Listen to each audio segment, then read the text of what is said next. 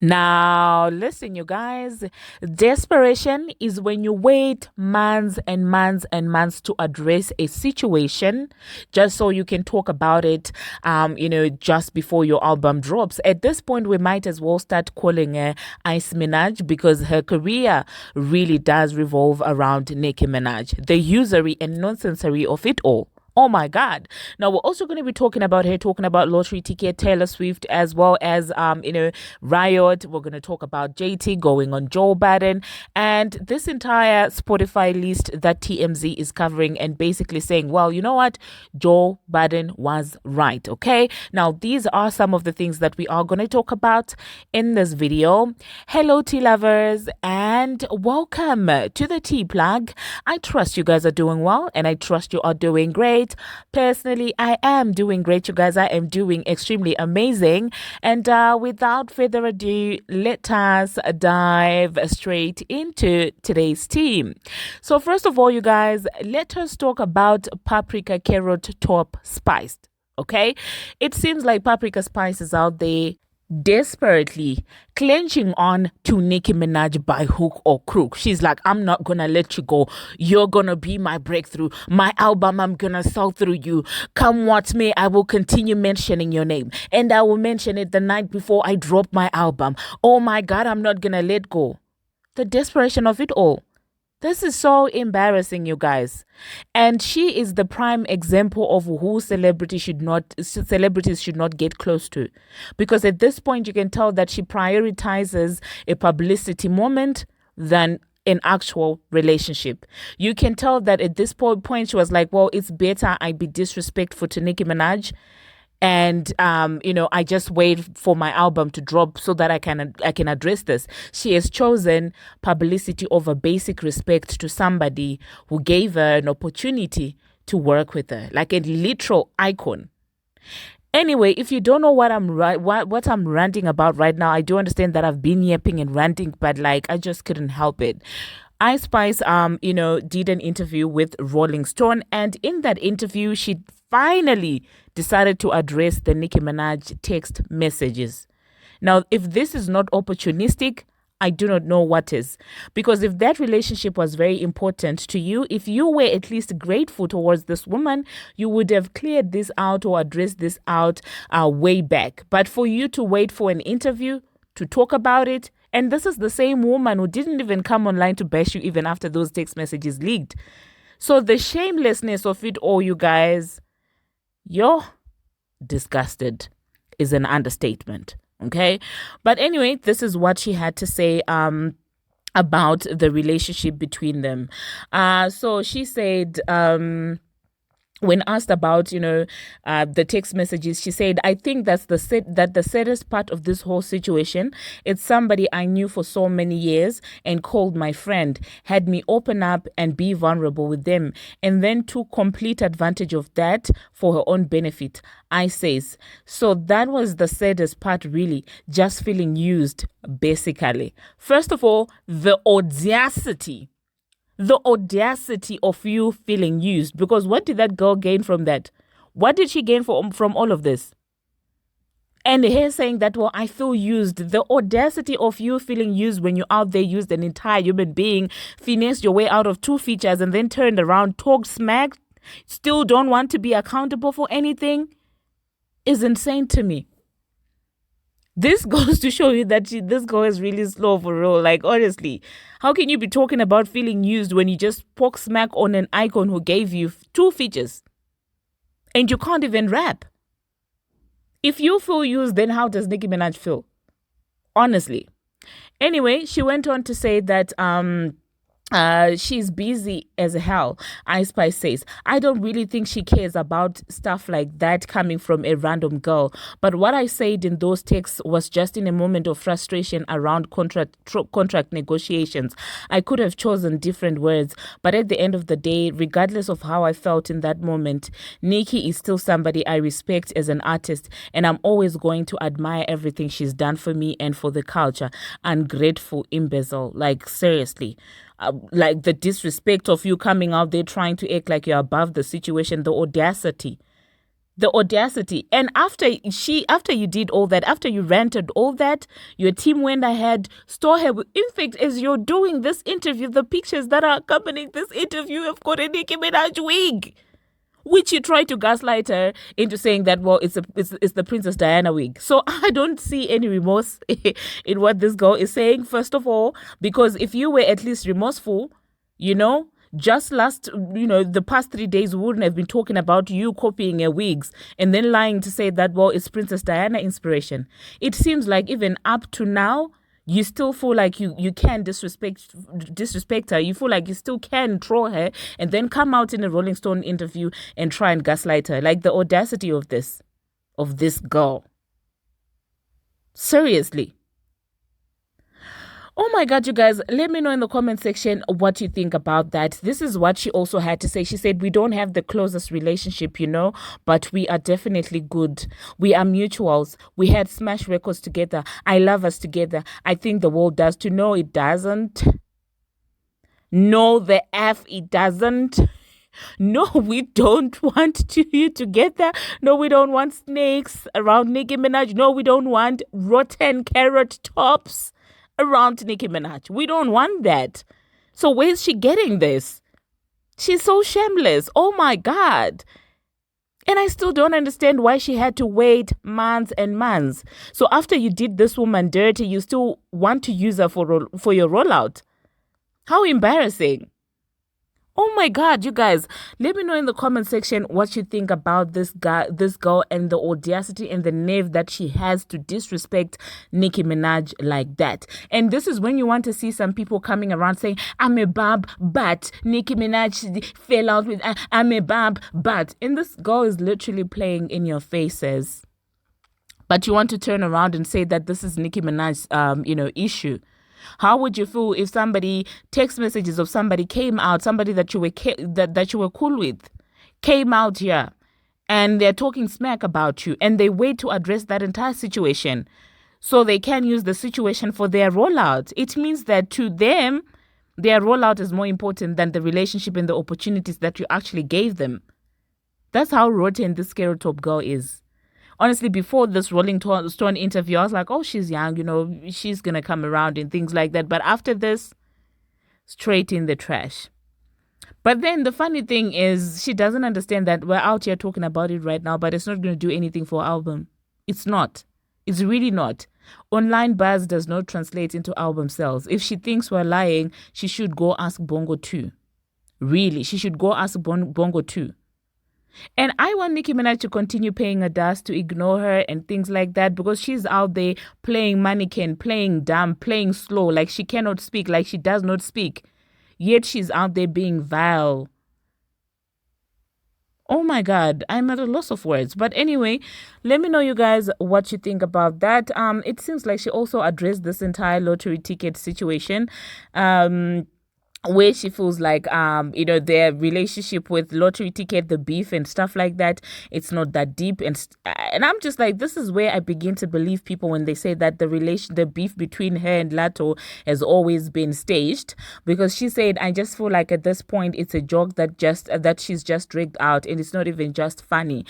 Speaking on that entire lottery ticket in a situation, and I guess she also went ahead to say that even up to now, she doesn't know what the issue is. Yeah, I just found the part. She said, I feel like if we ever spoke and I asked her what's the issue, it would be like a blank stare.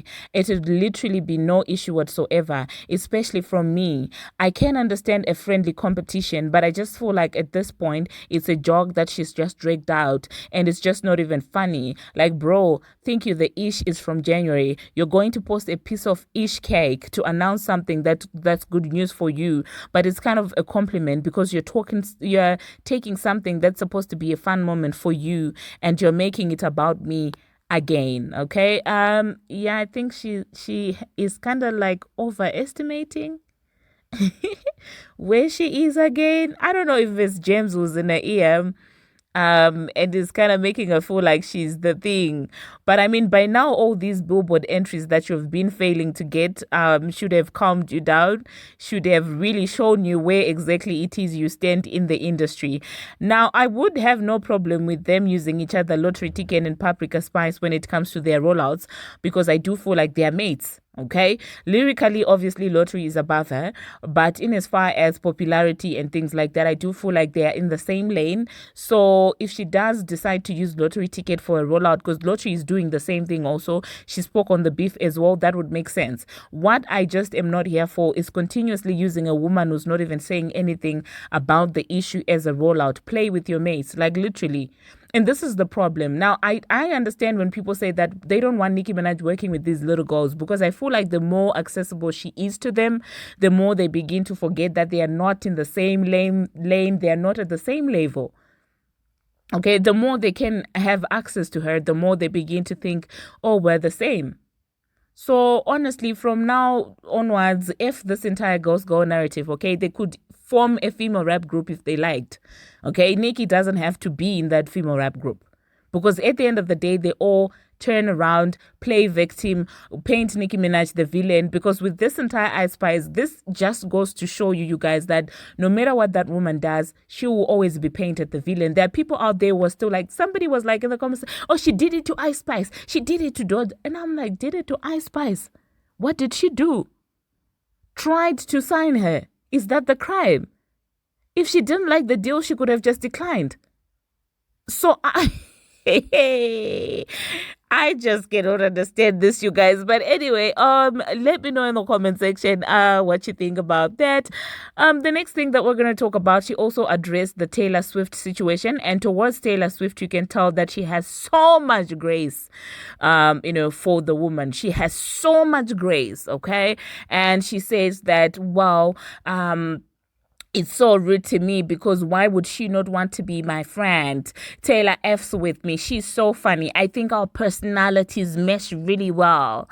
And then she also said that, well, I actually was late AF to that. I didn't know about it like a month after or something. They were, talking about the way that time when Taylor Swift's boyfriend was accused of the R word.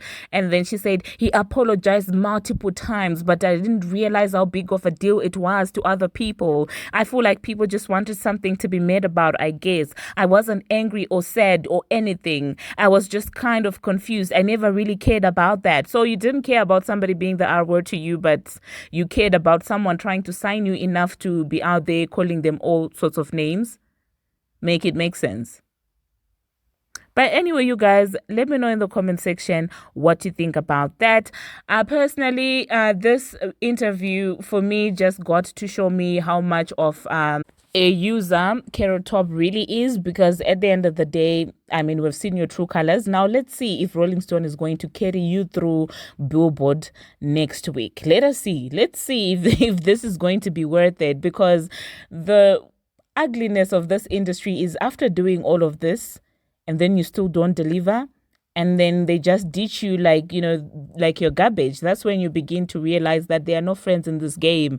You may think that by playing all these tricks, doing all the dirty games and things like that, you're winning, but the industry will always humble you. Okay?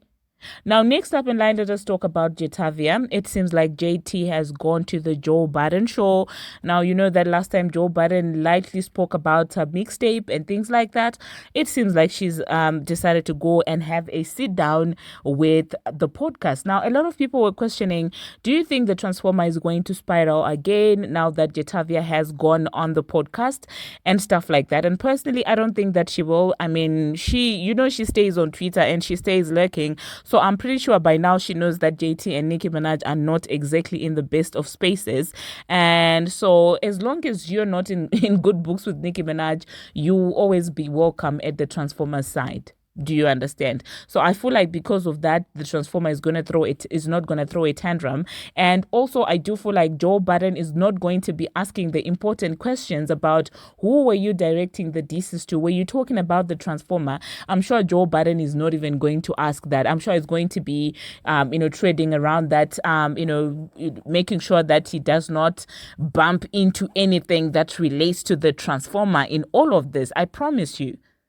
But hey, let me know in the comment section, obviously, what you think about that. And also, if the Rock Nation rumor is true, obviously Joe Budden would have to sit down and interview Jatavia, because at the end of the day, he did tell you that, well, he panders to the people behind these artists, and it's not these artists per se that he has a rapport with, except of course when it comes to Nicki Minaj, because that's the only one that he has directly a rapport with. Everybody else is those YT mothers that are behind them. Okay, so if JT is with Rock Nation right now, of course Joe Budden's going to be interviewing her. Of course, even Charlamagne and the Breakfast Club are going to have to respect her. Like, period. They're going to have to respect her. Ibro is going to be the same because of, the people behind her. So get ready. If that's true, if the rumor is true, I don't know how far true that is, but if the rumor is true, get ready to be seeing her on all of these mainstream platforms. Okay. Now the next thing that we're going to talk about TMZ. They wrote an article about the Spotify list for, songs of the summer. And they were basically pointing out how they left out female rappers. Okay. So the article actually reads: Spotify songs of summer female rappers still running hip hop, none make the list. Yes, nobody made the list. Okay.